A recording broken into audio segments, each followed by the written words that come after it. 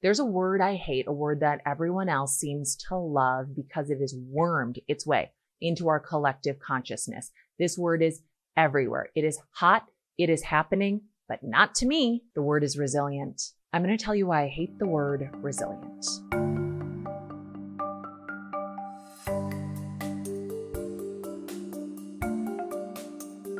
A lot of people are surprised to hear this. Those are people who would probably describe me as resilient. Oh, your husband died, but you got remarried, you survived. Look at you, you're resilient. This is a word that I didn't think much about until people used it to describe me. And the minute I heard, you're so resilient, I felt like I'd just gotten stiff-armed in the chest.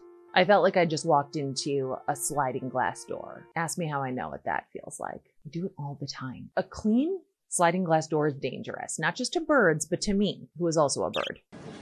Yeah. Yes, sis! Anyways, I hate the word resilient, and I'm going to tell you why. Because when people told me that I was resilient, or that my son was resilient, after I'd lost my husband and my dad and a pregnancy, I thought, what? What? Who are you talking about? I'm not resilient. I don't feel resilient. I don't know who you're describing, but it certainly can't be me. And because I am at my heart a English major, I had to look up the word just to see what these people were thinking. And Oxford, which I consider the fancy dictionary, gave me this definition of the word resilient: able to withstand or recover easily from difficult conditions, able to recoil or spring back into shape after being bent, stretched, or compressed. And Merriam-Webster, the People's Dictionary, as I like to think of it, gave me these definitions: capable of withstanding shock without permanent deformation or rupture, tending to recover from or adjust easily from misfortune or change. You know how many of those definitions felt like they applied to me? None. Zero. I was not recovering or adjusting easily from anything. I was not springing back to my original shape. I was still bent, compressed, and coiled. We use the word resilient a lot, and it's always meant as a good thing. Resilience is a virtue. Resilience is a good thing. Kids are resilient. Goldfish are resilient. Tires are resilient. Communities are resilient. But it feels to me, at least, like abdication. Like we're saying, hey, this person or this group of people, they're fine. They're gonna be just fine. We don't need to worry about them. They have some inherent quality that means that they will withstand the shock. They will recover or adapt easily to this misfortune or change. Their innate sense of resilience will take care of them, not us. And it's probably fine to call a tire resilient. I don't want to speak for goldfish, but I'm sure they're not offended by their resilience. I don't know another creature that could be won at a county fair, placed into a plastic bag, spun around like this by a toddler, and still survive at least a few days in your home before being flushed down a toilet. For several years, I've actually been giving a keynote speech called Redefining Resilience, where I just rail against these definitions of resilience. Resilience as an inside job, resilience as an innate feature of humanity. Because obviously, to me, at least, my resilience, my ability to survive emotionally, physically, financially, the death of my husband, the loss of that pregnancy, the death of my father, was a reflection of my privilege. It was a reflection of my community. It was a reflection of my connections, the safety nets, social, emotional, cultural, that kept me from smashing against the pavement when my life was in free fall. It was not an inside job. I promise you that. Aaron's medical debt had piled up to amounts that I didn't know it was possible to owe. It's not like I was looking for like a deal on a brain surgery, but they are expensive. The only thing that kept me from complete financial ruin was an online fundraiser that was shared by our huge networks, where thousands of people gave an average of, I think, $5 to $10 and helped me pay off that debt, pay for a funeral. Do you know how expensive funerals are? He got cremated and it was still expensive. It's expensive to die. It's expensive to live.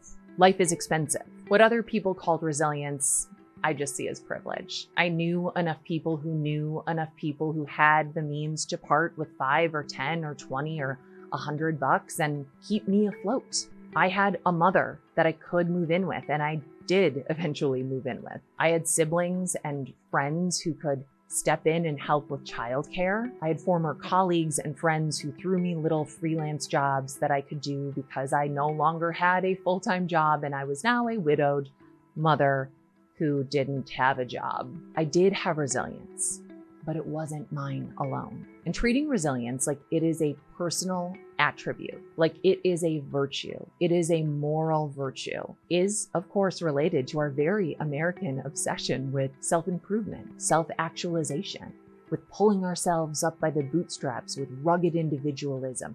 You don't need anybody. You have everything you need inside of you. You wish. I'm far from the only person who feels this way about the word resilient. And I'm far from the only person who thinks that resilience does need a rebrand. So it's time for a little mini book club. I highlighted so much of this book, it would probably be easier for me to just read the parts of it that I didn't highlight. The book is called The Resilience Myth. It's by Soraya Chemaly. She also wrote a brilliant book called Rage Becomes Her, but that's a video for another time. What I loved about this book is that Soraya spends so much time exploring how our country, the United States, FYI, in case you looked at me and you're like, wow, I wonder where this woman lives. Could be anywhere. I wonder what nationality this giant blonde woman could be. I guess I could be, but it's with my accent. I was trying to make mostly a joke about my accent because I'm very clearly from the Midwest of America. We don't have a theme song, but it would be something like that. It would be very like hometown musical, like we're in the Midwest in America and we're working on cars and growing corn. Meet me in the strip mine by the strip mall. Get your car. There's highways. I cannot believe I do not have a music career. I love this book. This book is fantastic. It traces how these modern definitions of resilience are related to everything from Ernest Shackleton to the Twilight series to COVID to 9/11.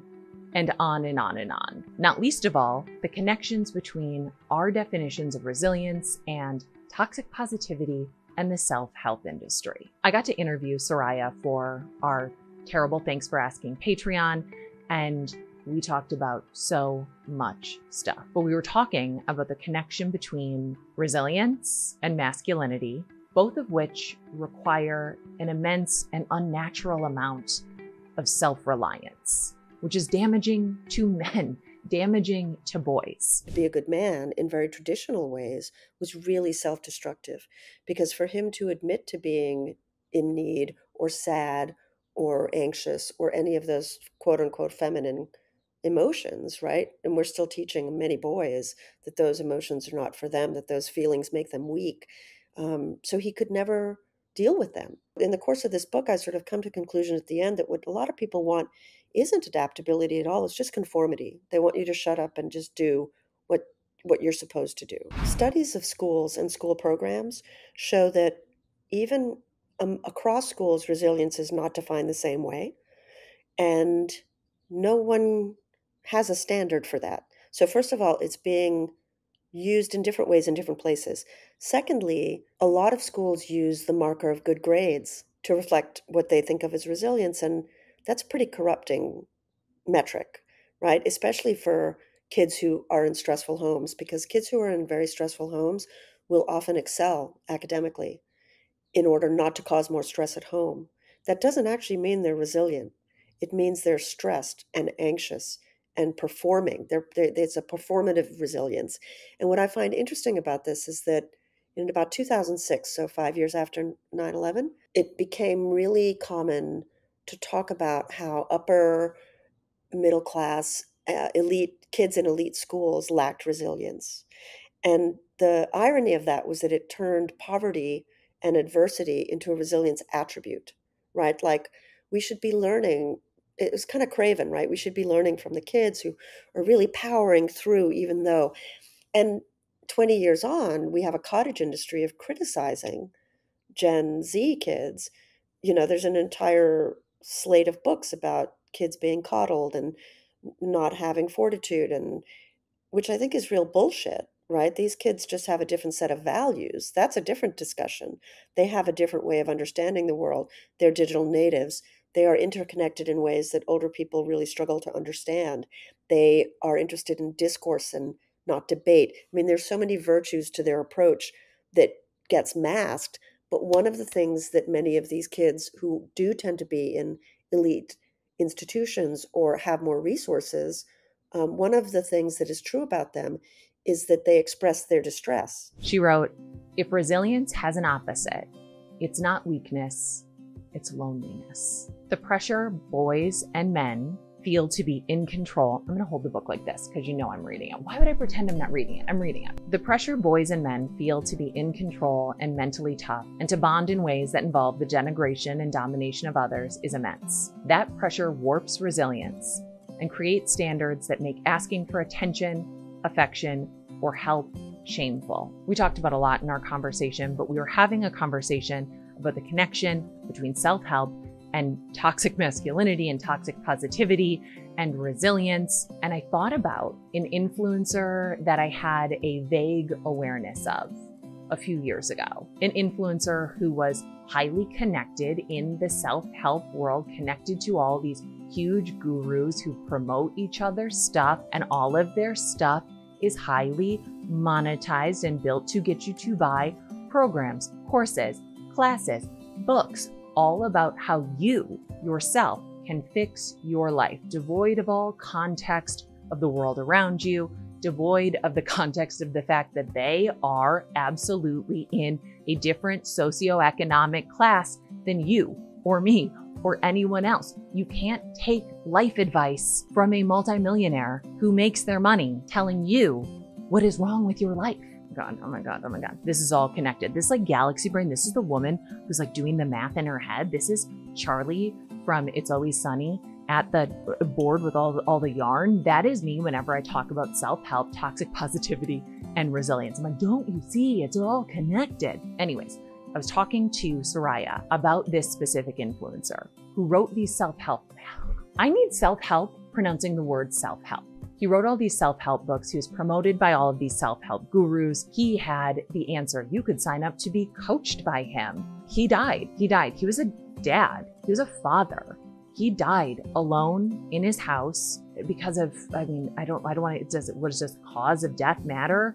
A little bit, because it was drug related. He was struggling with addiction that he'd sort of skated over on his public platform. Not like you have to bleed out for everybody on every platform, but if you're going to position yourself as an expert, as a healed person, you probably should be somewhat of one. And to me, the saddest thing about that story is the fact that 4 kids lost their dad, the fact that a human being lost his life. And the saddest thing to me is that I think he believed what he was selling. He believed in this idea of resilience and self-reliance, and that all of the secrets are inside of you. And if your life is not working out the way you thought it was, well, that's your fault. That's really, really, really sad to me. And what all of those definitions of resilience are missing, the ones in all these self-help books that want you to believe that the solution is you because the problem is you, is the fact that our resilience is dependent on each other, on our connection to each other. You actually do need people, and that's normal. It is normal to need people. It is normal to need help. The book is The Resilience Myth. Please go buy it. We'll link it in our show description. But the myth of resilience tells us that resilience is in us, which means resilience is on us. It is our responsibility.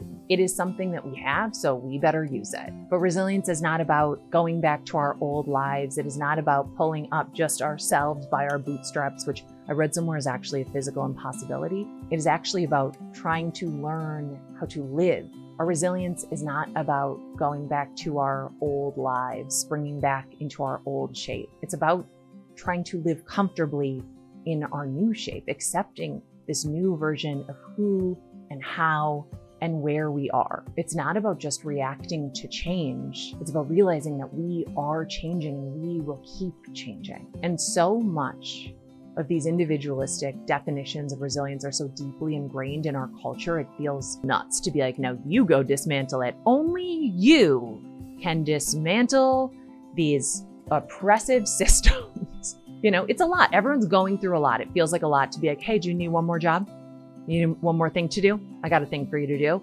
Go help other people realize that their resilience is not only their thing, but we already are doing this. We are already redefining resilience. We are already pushing back against the resilience myth in big and small ways every day. You do it every time you sit and truly listen to another person's story without just jumping to dismiss it or fix it. You do it every time you ask for or give help, every time you ask for or give time and energy from the people around you. You do it by slowly and surely and painstakingly trying to divorce your self-worth from your productivity and your success stories. So maybe it's not the word resilience that I hate. Maybe it's the definition. So let's redefine it.